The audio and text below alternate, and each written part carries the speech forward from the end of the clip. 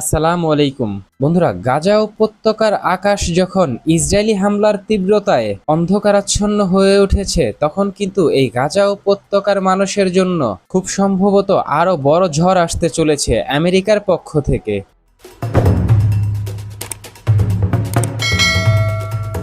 বন্ধুরা, বর্তমানে যুক্তরাষ্ট্রের ক্ষমতাসীন দল রিপাবলিকান পার্টির বেশ কয়েকজন সিনেট কর্মকর্তা কিন্তু সম্মিলিতভাবে ইসরায়েলের পক্ষ নিয়ে এই ইসরায়েলকে গাজা উপত্যকা দখল করার বিষয়টিকে কেন্দ্র করে ফিলিস্তিনের এই গাজা উপত্যকার সাধারণ মানুষগুলোকে তৃতীয় কোনো দেশে হস্তান্তর করার বিষয়টিকে কেন্দ্র করে কিন্তু বর্তমান যে যুক্তরাষ্ট্রের প্রেসিডেন্ট রয়েছে মিস্টার ডোনাল্ড ট্রাম্প, তার উপর কিন্তু ব্যাপক চাপ প্রয়োগ করার সর্বাত্মক পন্থা অবলম্বন করছে তারা।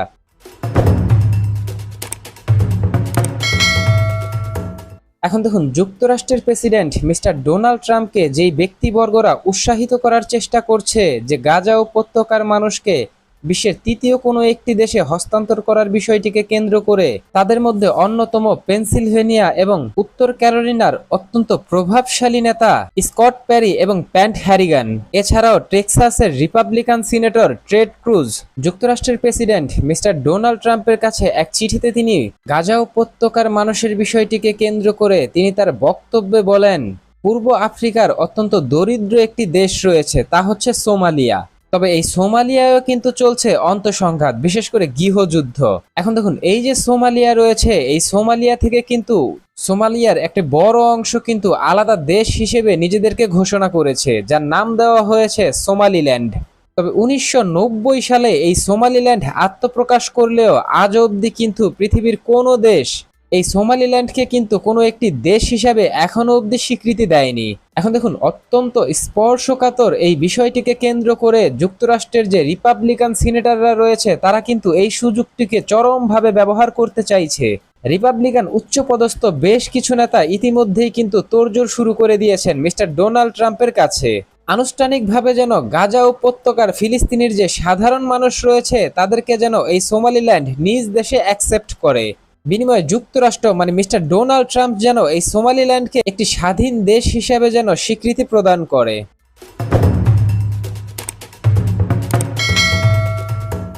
এখন দেখুন, সোমালিল্যান্ডের বিষয়টিকে কেন্দ্র করে বা সোমালিল্যান্ডকে একটি স্বীকৃতি দেওয়ার বিষয়টিকে কেন্দ্র করে যুক্তরাষ্ট্রের রিপাবলিকান পার্টির যে নেতারা ইতিমধ্যেই তোড়জোড় শুরু করেছে মিস্টার ডোনাল্ড ট্রাম্পের কাছে, তাদেরকে কিন্তু বলা হয়ে থাকে ইসরায়েলি প্রেসিডেন্ট এবং ইসরায়েলের অত্যন্ত ঘনিষ্ঠ মিত্র, এবং এই ব্যক্তিরাই কিন্তু ইসরায়েলের পক্ষ নিয়ে সরাসরি মিস্টার ডোনাল্ড ট্রাম্পের কাছে লবিস্ট হিসেবে কাজ করছে, যেখানে তারা সরাসরি ইসরায়েলের স্বার্থকে বাস্তবায়ন করতে মিস্টার ডোনাল্ড ট্রাম্পকে নিজেদের যে রাজনৈতিক ক্ষমতা আছে সেটা কাজে লাগিয়ে প্রভাবিত করে মিস্টার ডোনাল্ড ট্রাম্পকে দিয়ে এই সোমালিল্যান্ডকে একটি স্বাধীন দেশের স্বীকৃতি দেয়া, যার ফলে ফিলিস্তিনের যে সাধারণ নাগরিক রয়েছে তাদেরকে সোমালিল্যান্ডে পাঠানো যাবে খুব সহজেই। কেননা 1990 সালে যেখানে সোমালিল্যান্ড নিজেদেরকে স্বাধীন দেশ হিসেবে ঘোষণা করে, আজ 35 বছর কেটে যাওয়ার পরেও কিন্তু আজ অবধি বিশ্বের কোনো দেশই কিন্তু এই সোমালিল্যান্ডকে একটি দেশ হিসেবে এখন অবধি স্বীকৃতি দেয়নি। সেখানে যুক্তরাষ্ট্রের মতো একটি সুপার পাওয়ার যদি এই সোমালিল্যান্ডকে দেশ হিসেবে ঘোষণা করে, তাহলে কিন্তু যুক্তরাষ্ট্রের প্রভাব বলয়ে থাকা অন্যান্য যে আরো বহু দেশ রয়েছে তারাও কিন্তু এই সোমালিল্যান্ডকে একটি দেশ হিসেবে স্বীকৃতি প্রদান করবে। সেক্ষেত্রে সোমালিল্যান্ডের যে মূল সোমালিয়া থেকে আলাদা হয়ে নিজেদের একটা স্বাধীন দেশ গঠন করার যে একটি প্রক্রিয়া এবং পলিসি রয়েছে, সেটা কিন্তু তারা দীর্ঘ 35 বছর অপেক্ষার পর কিন্তু ধীরে ধীরে সেটা বাস্তবায়ন করতে সক্ষম হবে।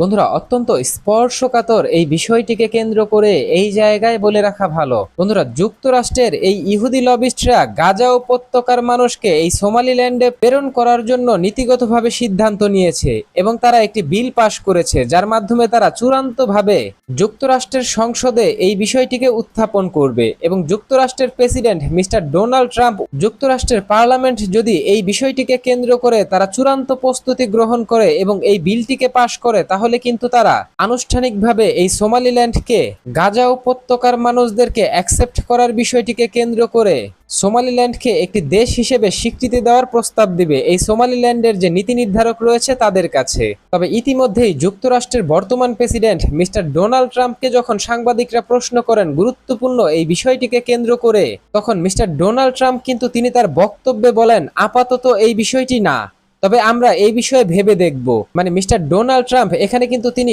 আপাতত না বলেছেন, তবে ভবিষ্যতের জন্য যে এই বিষয়টি না থাকবে বিষয়টি কিন্তু মোটেও এমন নয়, তিনি ভেবে দেখবেন বলেছেন। সেক্ষেত্রে মিস্টার ডোনাল্ড ট্রাম্প যদি পরবর্তীতে মনে করে যে হ্যাঁ তাদেরকে আমরা এই প্রস্তাব দিতে পারি যে আমরা আপনাদেরকে আন্তর্জাতিকভাবে একটি দেশ হিসেবে স্বীকৃতি দিব এবং আমাদের আরো বেশ কয়েকটি বন্ধু রাষ্ট্রের মাধ্যমে আপনাদেরকে আনুষ্ঠানিকভাবে আরো বেশি স্বীকৃতি আদায় করে দিতে সর্বাত্মক চেষ্টা করব এবং আপনাদেরকে স্বীকৃতি দিব, সেক্ষেত্রে কিন্তু এককভাবে যুক্তরাষ্ট্র নয়, ইউরোপীয় ইউনিয়ন সহ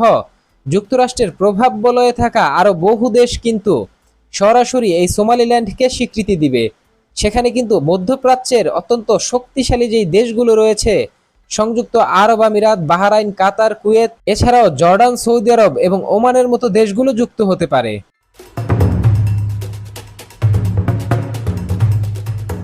বন্ধুরা, নিশ্চয়ই আপনারা অবগত আছেন ইসরায়েলের পক্ষ থেকে এবং আমেরিকার পক্ষ থেকে দীর্ঘ প্রায় 1 মাসের অধিক সময় যাবৎ সরাসরি সুদানের সাথে আলোচনা করেছিল তারা প্রথম ধাপে। তখন কিন্তু সুদানকে প্রস্তাব দেওয়া হয়েছিল যে গাজা উপত্যকার মানুষকে আপনারা আপনাদের নিজ দেশে অ্যাকসেপ্ট করুন, আমরা এই গাজা উপত্যকার মানুষকে আপনার দেশে পাঠাবো, বিনিময়ে আমরা আপনাদেরকে বিপুল পরিমাণ আধুনিক অস্ত্র দিব, বিজনেস করার জন্য সুযোগ দিব এবং আর্থিক সুবিধা দিব। তবে অবশেষে সেপ্টেম্বর মাসের শুরুতেই কিন্তু এই সুদানের পক্ষ থেকে নিশ্চিত করা হয়েছে তারা কিন্তু কোনোভাবে গাজা উপত্যকার নির্যাতিত নিপীড়িত যেই মানুষগুলো রয়েছে তাদেরকে কিন্তু নিজ দেশে আশ্রয় দিবে না। যে বিষয়টিকে কেন্দ্র করে সুদানের পক্ষ থেকে সুদানের উচ্চ পদস্থ কর্মকর্তারা নিশ্চিত করেছেন সুদান কোনোভাবেই চায় না গাজা উপত্যকার মানুষদেরকে তাদের নিজের মাতৃভূমি থেকে বিতাড়িত করে তৃতীয় কোনো দেশে হস্তান্তর করুক, সেটা সুদানেই হোক বা বিশ্বের যে কোনো দেশেই হোক না কেন, সুদান কখনো এই অন্যায়কে সমর্থন করে না।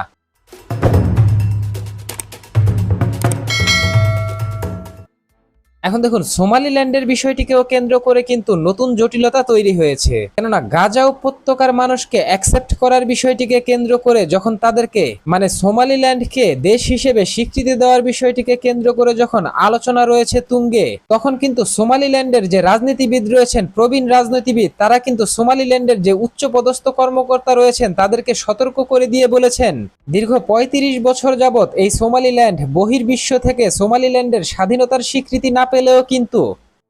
বিশ্বের বহু দেশের সহানুভূতি পেয়েছে এবং বহু দেশ থেকে আন্তর্জাতিকভাবে বিভিন্নভাবে সহযোগিতা করা হয়েছে এই সোমালিল্যান্ডকে, যেটা কিন্তু ভবিষ্যতে এই সোমালিল্যান্ডকে একটি স্বাধীন দেশ হিসেবে আত্মপ্রকাশ করার জন্য ব্যাপক সহযোগিতা করবে। এমতো অবস্থায় এই সোমালিল্যান্ড যদি কোনো ভুল ডিসিশন নেয়, মানে যুক্তরাষ্ট্র এবং ইসরায়েলের সাথে আতাত করে স্বাধীনতার স্বীকৃতি দেওয়ার বিষয়টিকে কেন্দ্র করে যদি তারা গাজা উপত্যকার মানুষকে জোরপূর্বক নিজ দেশে হস্তান্তর করার বিষয়টিকে সম্মতি জানায়, তাহলে সোমালিল্যান্ডকে এতদিন যারা সহযোগিতা করেছে মানে সহানুভূতি দেখিয়েছে তারা হয়তো আর সোমালিল্যান্ডের প্রতি সহযোগিতা এবং সমর্থন রাখবে না। সেক্ষেত্রে স্বাধীনতার বিষয়টিকে কেন্দ্র করে কিন্তু সোমালিল্যান্ড অনেক বড় সমস্যার সম্মুখীন হতে পারে ভবিষ্যতে।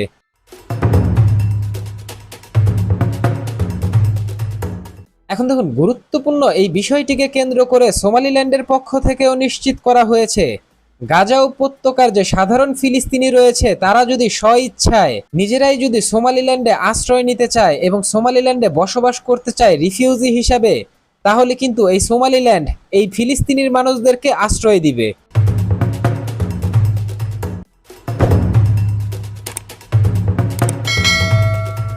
এখন দেখুন, যুক্তরাষ্ট্র যখন একদিকে গাজা উপত্যকার মানুষকে উঠে পড়ে লেগেছে বিশ্বের তৃতীয় কোনো একটি দেশে প্রেরণ করার জন্য রিফিউজি হিসেবে, তখনই কিন্তু ইসরায়েলের পক্ষ থেকে এই গাজা উপত্যকায় ব্যাপক ভয়াবহ অভিযান পরিচালনা করা হচ্ছে, যাতে গাজা উপত্যকার যে সাধারণ মানুষ রয়েছে তারা যেন ইসরায়েলের এই বর্বরচিত অভিযান থেকে রক্ষা পেতে স্বইচ্ছায় মিস্টার ডোনাল্ড ট্রাম্পের প্রস্তাব মেনে তৃতীয় কোনো একটি দেশে যেন নির্বাসিত রিফিউজি হিসেবে বসবাস করতে শুরু করে। সেক্ষেত্রে কিন্তু তাদেরকে মিস্টার ডোনাল্ড ট্রাম্পের যে প্রস্তাব রয়েছে সেটা কিন্তু অ্যাকসেপ্ট করতে হবে। যদি নিজেদের জীবন বাঁচাতে এই গাজা উপত্যকার মানুষ ডোনাল্ড ট্রাম্পের প্রস্তাব অ্যাকসেপ্ট করে বিশ্বের তৃতীয় কোনো দেশে চলে যায়, তাহলে কিন্তু তখন যুক্তরাষ্ট্র বা ইসরায়েল যে কোনো দেশই তাদের এই গাজা উপত্যকার মানুষদেরকে সুদান অথবা সোমালিল্যান্ডে প্রেরণ করতে পারবে। এখন দেখুন, অত্যন্ত স্পর্শকাতর এই বিষয়টিকে কেন্দ্র করে কিন্তু নিশ্চিত করেই ধারণা করা যাচ্ছে গাজা উপত্যকার এই সাধারণ মানুষদেরকে স্বেচ্ছায় তৃতীয় কোনো দেশে নির্বাসিত হওয়ার বিষয়টিকে কেন্দ্র করে ইসরায়েলের পক্ষ থেকে কিন্তু এই গাজা উপত্যকায় নিজেদের যে ভয়াবহ অভিযান পরিচালনা করছে তার তীব্রতা কিন্তু আরো ব্যাপক থেকে ব্যাপক করা হবে, যাতে এই গাজা উপত্যকার মানুষ ইসরায়েলি এই হামলা থেকে বাঁচতে যেন তৃতীয় কোনো দেশে যেতে রাজি হয়ে যায় খুব সহজে স্বেচ্ছায়।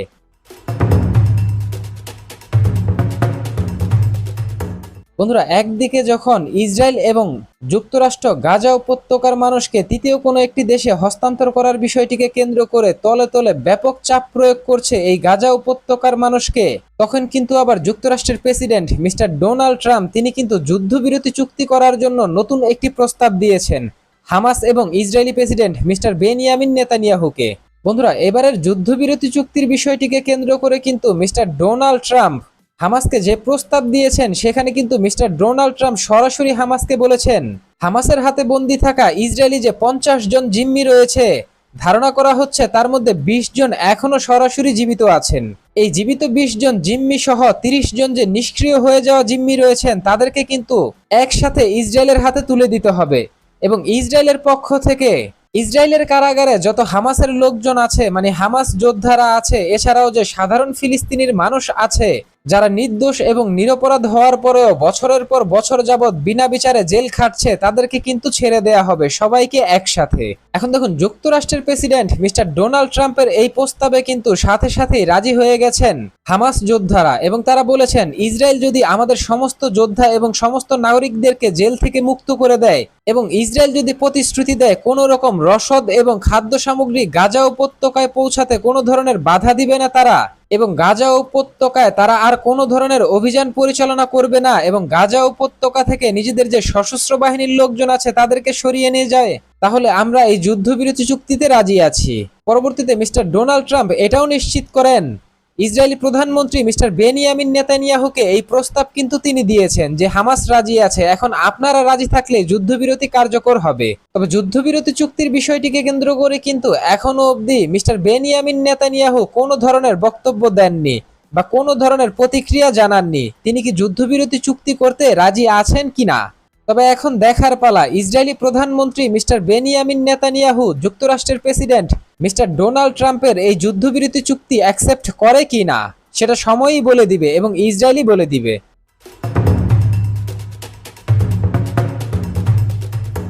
বন্ধুরা, গতকাল দিনের শুরুতেই কিন্তু ফিলিস্তিনের যে সাধারণ নাগরিক রয়েছে, মানে গাজা উপত্যকার যে সাধারণ নাগরিক রয়েছে, তারা যেন গাজার আকাশের অন্ধকার কাটিয়ে ধীরে ধীরে আলো দেখতে শুরু করে দিয়েছে। বন্ধুরা, আপনারা জানলে হয়তো অত্যন্ত খুশি হবেন যে গতকাল এই গাজা উপত্যকার যে সশস্ত্র বিদ্রোহী গোষ্ঠীগুলো রয়েছে তাদের মধ্য থেকে একটি গোষ্ঠী আল আকসার পার্শ্ববর্তী একটি এলাকা আল কুদস এলাকায় অত্যন্ত সফল একটি অভিযান পরিচালনা করে, যেই অভিযানে সরাসরি ঘটনাস্থলে 6 জন সাধারণ ইসরায়েলি যে নাগরিক রয়েছেন তারা কিন্তু নিষ্ক্রিয় হয়ে গেছেন। এছাড়াও 21 জন কিন্তু আহত হয়েছেন, এর মধ্যে 5 জন কিন্তু গুরুতর আহত হয়েছেন যাদের অবস্থা এখনো আশঙ্কাজনক। এখন দেখুন, খুশির সংবাদ কিন্তু এখানেই থেমে নেই। গতকালকের দিনটা কিন্তু গাজা উপত্যকার মানুষের জন্য দীর্ঘদিন পরে একটি সুখকর দিন হিসেবে অতিবাহিত হয়েছে, কেননা গাজা উপত্যকায় তাদের সেনাবহন নিয়ে, মানে ইসরায়েল যে সেনাবহন নিয়ে গাজা উপত্যকার গভীর থেকে আরো বেশি গভীরে অভিযান পরিচালনা করছে, সেই অভিযান পরিচালনা করার সময় কিন্তু ইসরায়েলি সশস্ত্র বাহিনী আইডিএফ এর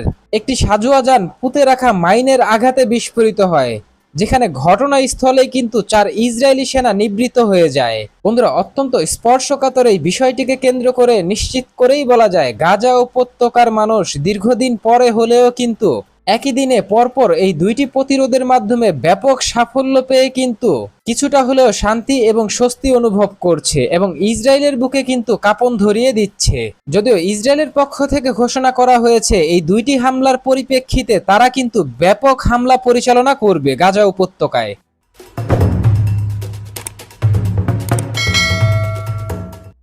তো বন্ধুরা, গাজা উপত্যকায় ইসরায়েল তাদের অভিযানকে আরো তীব্র থেকে তীব্র করে অত্যন্ত সূক্ষ্ম কৌশলে গাজা উপত্যকার মানুষকে এই সোমালিল্যান্ডে যাওয়ার জন্য উৎসাহিত করা, নিজেদের জীবন বাঁচাতে। এছাড়াও ডোনাল্ড ট্রাম্পের এই যে যুদ্ধবিরতি চুক্তি, 50 জন জিম্মির বিপরীতে ব্যাপক পরিমাণ বা বিপুল পরিমাণ যে ফিলিস্তিনি নাগরিক ইসরায়েলি কারাগারে বন্দী রয়েছে তাদেরকে মুক্তি দেওয়া, এছাড়াও নির্যাতিত নিপীড়িত গাজা উপত্যকার মানুষের পক্ষ থেকে একদিনে ইসরায়েলের বিপক্ষে 2টি সফল অভিযান পরিচালনা করা, এ সম্পর্কে আপনি কি ভাবছেন? আপনার গুরুত্বপূর্ণ মতামতটি জানিয়ে দিন কমেন্ট বক্সে। আমাদের ভিডিওটি ভালো লাগলে আমাদের সমর্থন করতে ভিডিওটিতে লাইক, কমেন্ট, শেয়ার এবং চ্যানেলটিকে সাবস্ক্রাইব করে সঙ্গে থাকুন। ধন্যবাদ।